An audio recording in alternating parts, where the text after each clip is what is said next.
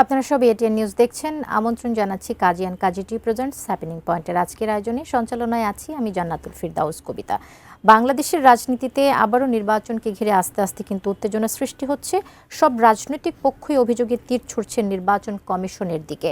এক পক্ষ বলছে রাষ্ট্রযন্ত্র ব্যবহার করে অন্য পক্ষ এগিয়ে যাচ্ছে। আবার এদিকে দেখছি যদি আমরা এনসিপি কখনো নির্বাচন পেছানোর কথা বলছে, আবার কখনো নির্বাচনে না যাওয়ার হুমকি তারা দিচ্ছে।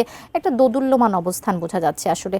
আর অন্যদিকে বিএনপি যেটি অভিযোগ করছে সাধারণ মানুষের কাছ থেকে মোবাইল ও বিকাশ নম্বর সংগ্রহ করা হচ্ছে।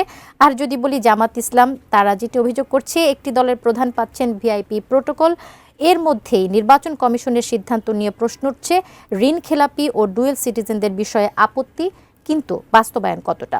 এই বাস্তবতায় আসলে আমাদের মাঝে একটাই প্রশ্ন জেগে ওঠে, এই নির্বাচন কি সত্যি সবার জন্য সমান এবং গ্রহণযোগ্য হতে যাচ্ছে কিনা? আমরা আজকে এই বিষয় নিয়ে কথা বলবো। আমাদের সঙ্গে আজকে অতিথি হিসেবে উপস্থিত আছেন doctor Rakib Al Hasan, youth leader ও রাজনৈতিক বিশ্লেষক। আপনাকে আমন্ত্রণ আজকের হ্যাপেনিং পয়েন্টের আয়োজনে। ধন্যবাদ আমাকে আমন্ত্রণ জানানোর জন্য। আচ্ছা, যে কথাটি বলছিলাম যে নির্বাচন কমিশনের বিরুদ্ধে যে অভিযোগ, এটা কি আসলে কমিশনের ব্যর্থতা বলবো আমরা, নাকি রাজনৈতিক চাপ? জি, আপনাকে আবারও ধন্যবাদ। নির্বাচন কমিশনের বিরুদ্ধে অভিযোগ ছুটছে প্রত্যেকটি রাজনৈতিক দলে।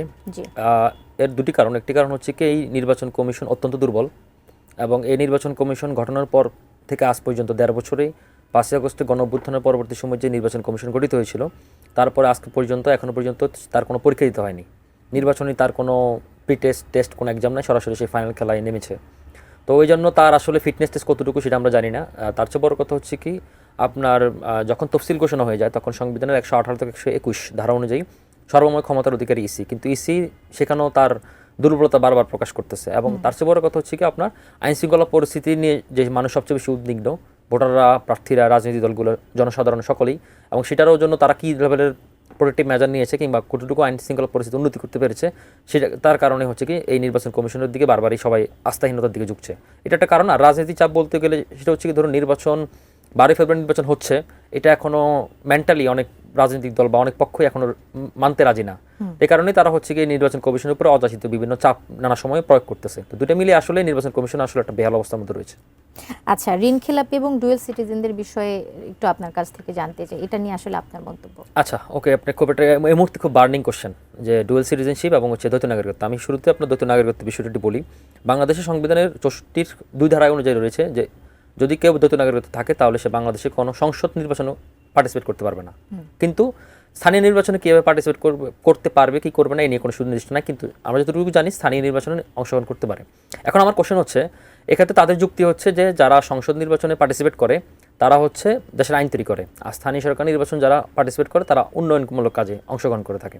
তো আপনি যদি দেখেন আমাদের সিটি কর্পোরেশন নির্বাচনগুলো, যারা ঢাকা 2টা সিটি কর্পোরেশন তাদের কিন্তু স্ট্যাটাস কিন্তু মন্ত্রী পদমর্যাদা, আর যারা ঢাকার বাইরে সিটি কর্পোরেশন তারা কিন্তু প্রতি পদমর্যাদা। সুতরাং মন্ত্রী পদমর্যাদার লোক আবার ওখানে আপনার বিদেশি নাগরিকত্ব নিয়ে নির্বাচন করার সুযোগ আছে। তো এটা আসলে একটা কন্ট্রাডিক্টরি অফ ল আমার কাছে মনে হয় আমাদের যে আইনটা রয়েছে। আর এবার হচ্ছে কি আপনার এখানে যে বার্নিং কোশ্চেন রয়েছে সেটা হচ্ছে কি আপনার যে দ্বৈত নাগরিকত্বের ইস্যুতে আসলে এক পক্ষ আরেক পক্ষে দোষারোপ করতেছে, অনেকের মনোনয়নপত্র বাতিল হচ্ছে, অনেকের আবার ফেরত পাচ্ছে। তো এক্ষেত্রে আসলে যে জিনিসগুলো আমাদের দুর্বলতা রয়েছে সেটার ক্ষেত্রে হচ্ছে কি দুটো জিনিস আপনার দেখতে হবে। একটা হচ্ছে কি কোশ্চেন্স অফ ফ্যাক্ট, একটা হচ্ছে কোশ্চেন্স অফ ল। আমি একটা উদাহরণ দিয়ে বুঝাই। কোশ্চেন্স অফ ফ্যাক্ট অর্থ হচ্ছে কি ধরেন একটা জায়গায় চুরি ঘটনা ঘটেছে, এখন চুরি ঘটনার সময় ওই ব্যক্তি এখন উপস্থিত ছিল কেন, এটা হচ্ছে কোশ্চেন অফ ফ্যাক্ট। আর কোশ্চেন অফ ল হচ্ছে কি ওই চুরির সময়ে ওই ব্যক্তি এখন উপস্থিত ছিল, এখন আইন অনুযায়ী তাকে আপনি কি শাস্তি দিবেন। এখন এই জায়গায় আসে আমি একটু যে দ্বৈত নাগরিকত্বের বিষয়গুলো একটু বলি আপনাকে। দ্বৈত নাগরিকত্ব দেখুন আপনি গতকালও কিন্তু বিশেষ করে এখানে বিএনপি জামাত সকল প্রার্থীর মধ্যে রয়েছে আপনার এখানে যে প্রশ্নটা উঠেছে কি এই নির্বাচন কমিশন পক্ষপাতিত্ব করতেছে, যে এক পক্ষকে সুযোগ দিচ্ছে আর এক পক্ষকে সুযোগ দিচ্ছে না। তো এক্ষেত্রে আমি একটু ক্লিয়ার করি। ধরুন এক্ষেত্রে ইসি কিন্তু 4টা প্যারামিটার রেডি করেছে। 4টা প্যারামিটার মধ্যে হচ্ছে কি 29শে ডিসেম্বর আগে যারা দ্বৈত নাগরিকত্ব উইথড্র করার জন্য আবেদন করেছে এবং তারা ফি জমা দিয়েছে, একটা। সেকেন্ড হচ্ছে কি তারা এখানে কোনো তথ্য লুকায়নি এবং কোনো জাল সনদ তারা দেয়নি।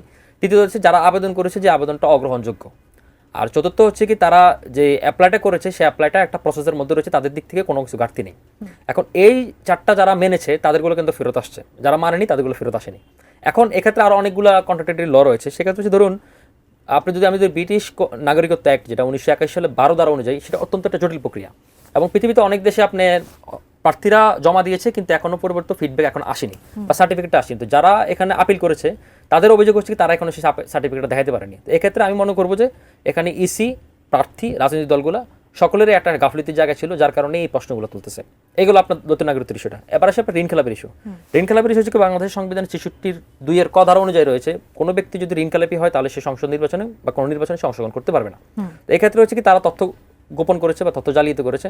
এক্ষেত্রে আমি মনে করি যে এই সবচেয়ে বড় দায়িত্ব হচ্ছে রাজনৈতিক দলগুলো এবং প্রার্থীগুলো, কারণ তারা ১.৫ বছর সময় পেয়েছিল, ১.৫ বছর সময়ের মধ্যে তারা এটা কেন ফিল আপ করেনি, এবং এটা তাদের পুরোটাই দায়িত্ব তাদের। এবং এই মুহূর্তে যাদের যদি ঋণ খেলাপির কোনো অভিযোগ প্রমাণিত হয়, তাহলে আমি মনে করি যে তাদেরকে নির্বাচনে অংশগ্রহণ না করতে দেওয়া এটা উত্তম বিবেচনা বোধ বলে মনে করি আমি।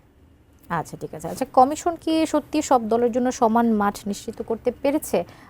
এক এক দল এক এক রকম অভিযোগ করছে, আপনার কি মনে হয়? আমাদের হিউম্যান সাইকোলজি বলে সবসময় যারা আইন তৈরি করে বা আইন প্রয়োগ করে তারা আসলে শক্তিশালী পক্ষে থাকে, তারা দুর্বলের পক্ষে থাকে না। কিন্তু হিসাব মতো হচ্ছে দুর্বলের পক্ষে থাকা দরকার। এখন আমাদের সোসাইটিটা আসলে এরকম। এখন এক্ষেত্রে আসলে ধরুন যারা অনেক প্রভাবশালী তাদের পক্ষে আসলে আইন কথা বলে। এই কারণে হচ্ছে ধরুন এই প্রশ্নগুলো উঠতেছে বারবার যে হচ্ছে কি কমিশন পক্ষপাতিত্ব করতেছে কিনা। কিন্তু এখনও আপনার মনে রাখতে হবে যে ৫ই আগস্টে গণঅভ্যুত্থানের পরে যে নির্বাচন কমিশনটি গঠন হয়েছে, এবং আমাদের গত ১৭ বছরে সবচেয়ে বড় ক্রাইসিস ছিল যে আমাদের স্মুথ পার কোনো ট্রানজিশন ছিল না, এবং আমাদের নির্বাচনগুলো প্রত্যেকটি নির্বাচন প্রশ্নবিদ্ধ ছিল এবং জালিয়াতি নির্বাচন ছিল। তো সেক্ষেত্রে এই নির্বাচন কমিশন আমি মনে করি খুব শক্ত মেরুদণ্ড নিয়ে তাদের প্রভাব বিস্তার করা উচিত এবং তারা এখানে ডিসিশন নেওয়া উচিত। আদারওয়াইজ কিন্তু আপনার এই ইলেকশনটা যদি প্রশ্নবিদ্ধ হয় তাহলে আমাদের গণতন্ত্রের উত্তরণের যাত্রা মানে প্রচণ্ডভাবে ব্যাহত হবে। আচ্ছা, অভিযোগগুলো যে আসছে সেই অভিযোগগুলো তদন্ত না করে শুধু অস্বীকার করলেই কি দায়িত্বটা শেষ হয়ে যায়? না, এটা কোনোভাবে দায়িত্ব শেষ হয় না। এবং তারা আপনি দেখুন সবার কিন্তু মন গড়া কথাবার্তা, এখন দ্বৈত নাগরিকত্ব ইস্যু বলেন, ঋণ খেলাপির ইস্যু বলেন, এবং আরও হাস্যকর বিষয় আমি আপনাকে শুরুতে গোড়া থেকে বলি। ধরুন প্রথম যখন মনোনয়নপত্র জমা দিল বাছাই করে হলো রিটার্নিং অফিসাররা ডিসি অফিসে, তখন আপনি দেখবেন সেখানে অনেক মনোনয়নপত্র কিন্তু বাতিল হয়েছিল, মানে প্রার্থীটা কিন্তু অবৈধ ঘোষণা হয়েছিল। পরবর্তী সময় যখন আপিল করলো, আপিলে ওরা ফেরত আসলো। এখন তার মানে এখানে আপনি যারা ডিসি বা রিটার্নিং অফিসার ছিল তাদেরকে আপনি জবাবদিহির আওতায় আনিয়েছেন যে আপনি কেন ওটা তখন বাতিল করলেন, তাহলে আপিল বিভাগ কেন ওটা সে ফেরত পেলো। তো এই যে আমাদের প্রত্যেকটি স্তরে যদি জবাবদিহিতার প্রশ্ন থাকতো এবং ট্রান্সপারেন্সি থাকতো, তাহলে আমি মনে করি না যে এই সমস্যাগুলো আজ করতো, যার কারণে এই সমস্যাগুলো বারবার উঠতেছে এবং প্রশ্নগুলো থেকে যাচ্ছে। আচ্ছা, প্রভাবশালীদের বিষয়ে একটু কথা বলতে চাই।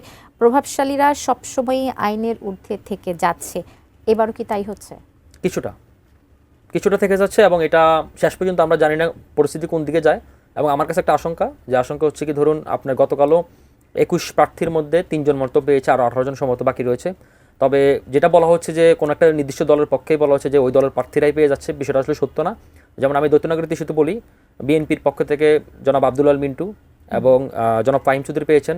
একইভাবে আপনার জামাতের পক্ষে জনাব মিসবাউদ্দিন ফরিদ পেয়েছেন, এবং আরেকজন ভদ্রলোক সম্ভবত ফজলুর রহমান নামে পেয়েছেন। সুতরাং এটা আসলে যারা প্রমাণ করতে পেরেছে তারাই পেয়েছে। কিন্তু এক্ষেত্রে যারা এগুলো তদন্তকারী কর্মকর্তা বা যারা তদন্তকারী সংস্থা, তারা যেন এই জিনিসগুলো আরও প্রপারলি করে। আদারওয়াইজ যদি কোনোভাবে অভিযুক্ত থেকে যায় তাহলে এই জিনিসটা কিন্তু আসলে দিন শেষে একটা হযবরল অবস্থা নিয়ে যাবে আমাদের।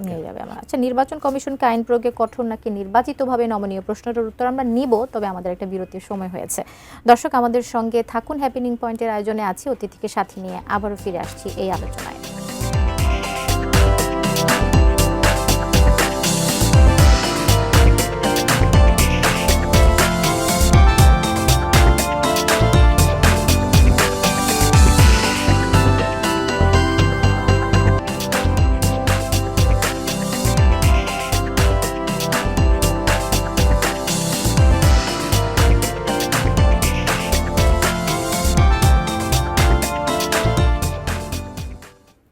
ফিরে এসে সবাইকে আবারও আমন্ত্রণ জানাচ্ছি Kazi and Kazi tea presents happening পয়েন্টের আয়োজনে। আজকে আমাদের হ্যাপেনিং পয়েন্টের বিষয় নির্বাচন কমিশন ও নিরপেক্ষতা। আচ্ছা, এবার একটু নির্বাচন কমিশনের নিরপেক্ষতা বিষয়ে যদি কথা বলতে চাই, নির্বাচন কমিশন কি আইন প্রয়োগের ক্ষেত্রে কঠোর নাকি নির্বাচিতভাবে নমনীয়?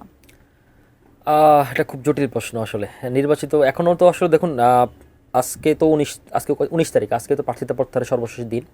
তো আজকের দিন পরে কিন্তু নতুন এই নির্বাচনের নতুন একটা ডাইমেনশন তৈরি হবে আগামীকাল থেকে, এবং 22 তারিখ থেকে প্রার্থীরা হচ্ছে আপনার প্রচারণায় নামবে।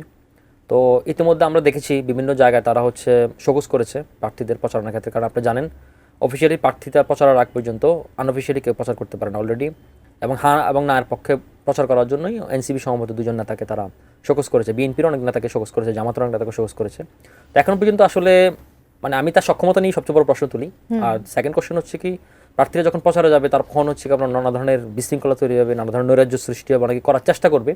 তো সেক্ষেত্রে আসলে নির্বাচন কমিশন কী ধরনের ভূমিকা রাখে সেটা একটা বড় প্রশ্ন। আর আপনি নিশ্চয়ই খেয়াল করে দেখছেন গত একদিন বা 2 দিন আগে স্বরাষ্ট্র উপদেষ্টা জনাব লেফটেন্যান্ট কর্নেল জাহাঙ্গীর আলম সাহেব বলেছেন যে অবৈধ অস্ত্র যারা রয়েছে যে কোনো জায়গায় সেগুলো ব্যবহার হবে না। এখন উনি এটা কিভাবে গ্যারান্টি করে অবৈধ অস্ত্র কোথায় রয়েছে বা কীভাবে ব্যবহার হবে না, সেটা কিন্তু আমি প্রশ্ন তুলতে পারি একজন নাগরিক, সাধারণ সিটিজেন হিসেবে।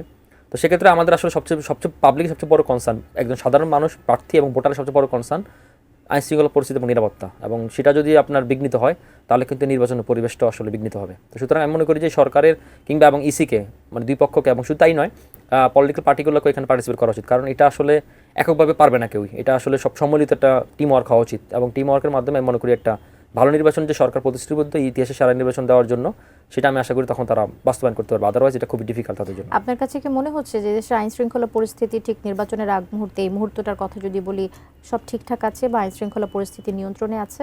1.5 বছরে হয় নাই, এখন বাকি 15-20 দিনে হবে, এটা আমি আশা করি না। আমি এতটা বোকা না যে আপনার এত স্বল্প সময় তারা সব কিছু করে ফেলবে, এবং এটা রাতারাতি করার জিনিসও না, এবং এটার জন্য সরকারের গুড ইন্টেনশন অতীতও ছিল না, এখনও নাই, সামনে হবে কিনা সেটা আমি দেখে মন্তব্য করতে পারবো। আচ্ছা, ঠিক আছে। এবার একটু এনসিপিকে নিয়ে কথা বলতে চাই।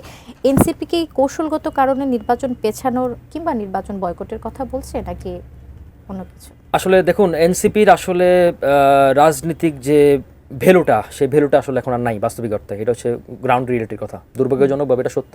তাদের যে পলিটিক্যাল ভ্যালুটা তারা আসলে অ্যাচিভ করতে পারেনি, এবং সেই পলিটিক্যাল ভ্যালুটা আমাদের বাজারেও নেই, পলিটিক্যাল বাজারেও নেই।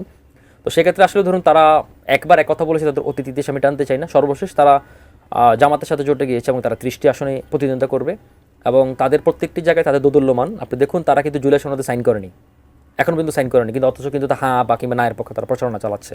আপনি যেটাতে সাইনই করেননি সেটাতে হ্যাঁ এবং না প্রচারণা চালার নৈতিক অধিকার আপনার নাই। সেকেন্ড কথা হচ্ছে কি, আপনি যখন ইসলামী আন্দোলন 11 দলীয় জোট প্রথম হয়েছিল, পরবর্তী সময় যখন ইসলামী আন্দোলন বের হয়ে গেল 10 দলীয় জোট হলো, এখন তারা কিছুটা নার্ভাস যে তারা আসলে জিততে পারবে কিনা, তারা প্রতিদ্বন্দ্বিতা করতে পারবে কিনা, এবং তারা জামাতের সাপোর্ট না পেলে তারা কিন্তু প্রত্যেকটি আসনে, প্রত্যেকটি কেন্দ্রে তারা এজেন্ট দিতে পারবে না। এটা হচ্ছে নিদারুণ বাস্তবতা, এবং সেই বাস্তবতা আসলে তারা মনে করতেছে যদি ইলেকশন যদি পিছায় তাহলে তাদের জন্য ভালো, এবং এই কারণে তারা নানা ছলে বলে কৌশলে ইলেকশন পিছানোর জন্য কথা বলতেছে। একবার বলতেছে ইলেকশনের জন্য প্রস্তুত না, আবার বলতেছে পিছানো দিতে পারে, আবার গতকাল বলেছে আমরা ইলেকশনে যাবো কিনা সেটা বিবেচনায় দিন।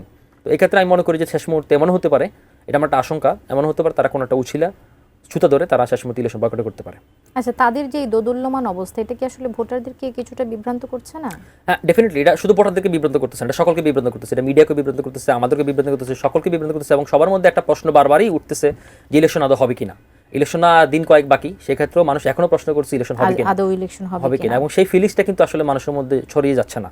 ইলেকশনের যে একটা উৎসব আমেজ হওয়ার কথা, সেই উৎসব আমেজের কিন্তু ছিটে ফোটাও এখনো পর্যন্ত দেখা যাচ্ছে না। শুধুমাত্র এই পলিটিক্যাল পার্টি কিংবা নানা ধরনের এই বিবেচনা প্রসূত তারা যে মন্তব্যগুলো করছে সেই কারণে। আচ্ছা, ঠিক আছে। এবার একটু কথা বলতে চাই, বিএনপি যেটা অভিযোগ করছে যে বিকাশ নম্বর সংগ্রহ করে করার যে বিষয়টা, এটা কি আসলে ভোট প্রভাবিত করার চেষ্টা কিনা? পাশাপাশি যদি জামাতের কথা বলি, জামাত যেটি বলছে ভিআইপি প্রোটোকলের যে বিষয়টা, রাষ্ট্র কি কোনো দলের পক্ষে অবস্থান নিচ্ছে কিনা, এই যে অভিযোগগুলো, এগুলোর নিরপেক্ষ তদন্ত কেন আসলে দৃশ্যমান নয়? তদন্ত পরে, আগে হচ্ছে কি ইন্টেনশনটাকে একটু বলি। ধরুন আমি আগে একটু আপনার বিকাশ নাম্বার ব্যাপারটা বলি। আপনি কিছুদিন আগে দেখেছেন যে পোস্টাল কোডের ব্যাপারটা, যে আমরা দেখেছি প্রথমে কুয়েত, বাহরাইন, সৌদি আরব, ওমান, কাতার, অনেক দেশে আসলে দেখা গেছে যে এক এক প্রার্থীর কাছে অনেকগুলো পোস্টাল ব্যালট রয়েছে। তো সেক্ষেত্রে আসলে তারা কোন প্রক্রিয়া এগুলোকে বন্টন করেছে, যেহেতু প্রথমবার মতো বাংলাদেশের এবার এটা যুক্ত হয়েছে পোস্টাল ব্যালট, এর আগে বিদেশিদের ভোট দেওয়ার সুযোগ ছিল না। তো সেক্ষেত্রে তাদের কিন্তু নির্বাচন কমিশনে কিন্তু এটা বন্টনের ক্ষেত্রে আসলে খুব একটা মিসগাইডেড করেছে তারা, এবং এটা একেবারে মিস অ্যারেঞ্জমেন্ট হয়েছে। তো সেক্ষেত্রে আসলে এটা প্রশ্ন ওঠাটা খুব স্বাভাবিক। আর সেকেন্ড বিষয় হচ্ছে, ধরুন আপনার ওই যে বিএনপি যে অভিযোগটা করেছে, তারা বিভিন্ন জায়গায় বিকাশ নাম্বার যাচ্ছে, এবং এগুলো তো অনেক জায়গায় সত্যতা আমরা দেখেছি, ফেসবুকে ভিডিও টিডিও দেখেছি, অনেক জায়গায় দেখেছি। সেক্ষেত্রে আসলে এটা নির্বাচন আচরণবিধি ভঙ্গ করে কিনা সেটা একটা বড় প্রশ্ন। আর থার্ড কোশ্চেন হচ্ছে কি, আপনি যেটা বলছেন যে বিএপি প্রোটোকল, এখন দেখুন আসলে এটা বিএপি প্রোটোকল উনি ইঙ্গিত করেছেন বিএনপি চেয়ারম্যান, বর্তমান চেয়ারম্যান জনাব তারেক রহমানকে। এখন দেখুন জনাব তারেক রহমানের নিরাপত্তা আর আমার আপনার নিরাপত্তা সেম হবে, এটা খুব স্বাভাবিক। এখন সেক্ষেত্রে তারা কিন্তু নিরাপত্তাটা আগে চেয়ে নিচ্ছে, তারা কিন্তু জোর করে নেয়নি, এবং রাষ্ট্র কিন্তু নিরাপদ দিতে বাধ্য, রাষ্ট্র যে কোনো নাগরিককে নিরাপদ দিতে বাধ্য, যার যতটুকু লেভেলের নাগরিকত্ব নিরাপত্তা প্রয়োজন। এবং শুধু তাই নয়, অনেকে কিন্তু গানম্যানও চেয়েছে, তাদেরকে গানম্যান দেওয়া হয়েছে, অনেকে পিস্তল দেওয়া হয়েছে, অনেকে যে লেভেলে চাওয়া দরকার সে লেভেলে দেওয়া হয়েছে। তাহলে উনি তো গতকাল আবার চেয়েছে জামাতের আমিরের জন্য চেয়েছে। তো আমার কথা হচ্ছে কি, ওনার জন্য যদি উনি চায়, জনাব নায়েবে আমির যে কথাটা বলেছেন ডক্টর সৈয়দ আব্দুল্লাহ মোহাম্মদ তাহের, ওনার জন্য নিরাপত্তা চায়, ওনার জন্য নিরাপত্তা ব্যবস্থা করা উচিত। এটাতে আমি মনে করি না যে লেভেল ফিল নষ্ট হচ্ছে, আমি একবারই মনে করি না। কিন্তু এগুলো বলে আসলে হচ্ছে নির্বাচনকে প্রভাবিত করার জন্য এবং নিরাকে প্রশ্নবিদ্ধ করার জন্য তারা ইন্টেনশনাল এগুলো করছে, প্রশ্নবিদ্ধ করার জন্য বিষয়গুলোর। আচ্ছা, শেষ যে প্রশ্নটা একটু রাখতে চাই, আমাদের সময় একদম শেষের দিকে, এই নির্বাচন শেষে ফল যেটাই হোক সব দল কি তা মেনে নেবে বলে আপনি মনে করেন? আর তাছাড়া জনগণের যে ভোটাধিকার, এটা কি এবার সত্যি নিরাপদ হতে যাচ্ছে কিনা? দুটাই কন্ট্রোভার্সিয়াল প্রশ্ন, দুটাই প্রশ্ন সাপেক্ষ প্রশ্ন। এখন দেখুন, আসলে এখানে মানুষ ভোট কেন্দ্রে যদি নির্বিঘ্নে ভোট না দিতে পারে এবং তার ভোটে যাকে দিয়েছে তার জন্য কাউন্ট না হয়, তাহলে কিন্তু নির্বাচনটা প্রশ্নবিদ্ধ থেকে যাবে। এক নম্বর প্রশ্ন। সেকেন্ড প্রশ্ন হচ্ছে কি, আপনার নির্বাচন যদি প্রশ্নবিদ্ধ থাকে তাহলে কিন্তু পরবর্তী গণতন্ত্র উত্তরণের যাত্রা ব্যাহত হবে, সেটা আমি অলরেডি বলেছি। আর সেকেন্ড কোশ্চেন হচ্ছে কি, আমরা ভোট মেনে নেওয়ার প্রবণতা হচ্ছে কিনা। আমরা কিন্তু অতীতে দেখেছি, মানে সর্বশেষ যে ছাত্র সংসদ নির্বাচনগুলো দেখেছি, সেখানে আমরা দেখেছি যে প্রত্যেকেই যারা পরাজিত হয়েছে তারা সাদরে এটা গ্রহণ করেছে। কিন্তু এখন কিন্তু আমাদের নির্বাচনে, জাতীয় নির্বাচনের ইকুয়েশনটা ডিফারেন্ট, এবং সেই ডিফারেন্ট হওয়ার কারণে আপনি দেখুন অনেকেই কিন্তু এখন নির্বাচনে, আমি আগে বলেছি, মেন্টালি প্রস্তুত না, এবং সেক্ষেত্রে নির্বাচন বানচাল করার জন্য, নির্বাচনকে প্রশ্নবিদ্ধ করার জন্য তারা অলরেডি উঠে পড়ে লেগেছে। তা আমার ধারণা যে তারা নির্বাচনের দিন থেকে তারা আসলে মানে ভোট গণনার শুরুর আগ থেকে তারা কিন্তু নির্বাচন বয়কট করবে, আগেও করতে পারে, তখনও করতে পারে, এবং নির্বাচনকে নিয়ে তখন তারা নতুন কোনো ষড়যন্ত্র মেতে উঠতে পারে। এবং আপনার মনে রাখা উচিত, বাংলাদেশের নির্বাচন শুধুমাত্র বাংলাদেশের নির্বাচন না, বাংলাদেশের নির্বাচনের সাথে ইন্দো প্যাসিফিক, জিও স্ট্র্যাটেজিক অনেক ইকুয়েশন জড়িত, এবং আমাদের অনেক লোকাল এবং ডোমেস্টিক ইন্টারন্যাশনাল ফ্যাক্টর এখানে জড়িত, অনেক প্লেয়াররা জড়িত রয়েছে। সুতরাং সেই প্লেয়ারদের পাতা ফাঁদে অনেকে পা দিতে পারে, এবং পাতা ফাঁদে পা দিয়ে আমাদেরকে এই গণতন্ত্রের উত্তরণ যাত্রা ব্যাহর জন্য সর্বোচ্চ চেষ্টা করতে পারে। কিন্তু আমরা জনগণ এবং রাজনৈতিক দলগুলো এবং সরকার যদি আন্তরিক থাকে, তাহলে আমি মনে করি সকল ষড়যন্ত্র নস্যাৎ হয়ে আগামী 12 ফেব্রুয়ারি নির্বাচনের মাধ্যমে গণতান্ত্রিক সরকারের হাতে ক্ষমতা হস্তান্তরের মাধ্যমে আমরা একটা গণতান্ত্রিক উত্তরণের যাত্রায় অগ্রসর হতে পারবো। আপনাকে অনেক ধন্যবাদ, খুব সুন্দর গুছিয়ে কথাগুলো বললেন আপনি। অনেক ধন্যবাদ আমাদের এই আয়োজনে। আপনাকেও ধন্যবাদ আমাকে আমন্ত্রণ জানানোর জন্য। এটি নিউজের দর্শকদেরকে এবং কলাকুশলীদেরকে শুভেচ্ছা এবং অভিনন্দন। জি, আমাদের সবার প্রত্যাশা থাকবে একটি সুষ্ঠু নির্বাচন। সুষ্ঠু নির্বাচনের মাধ্যমে দেশ একটি সঠিক গণতন্ত্রের পথে হাঁটার যে শুভ যাত্রা, সেটি তারা করতে পারবে। কথা বলছিলাম ডাক্তার রাকিব আল হাসানের সাথে, ইউথ লিডার ও রাজনৈতিক বিশ্লেষক। আজকের মতো হ্যাপেনিং পয়েন্টের আয়োজন আমরা এখানেই শেষ করছি। ভালো থাকবেন, সুস্থ থাকবেন এবং এটিএন নিউজের সঙ্গেই থাকবেন।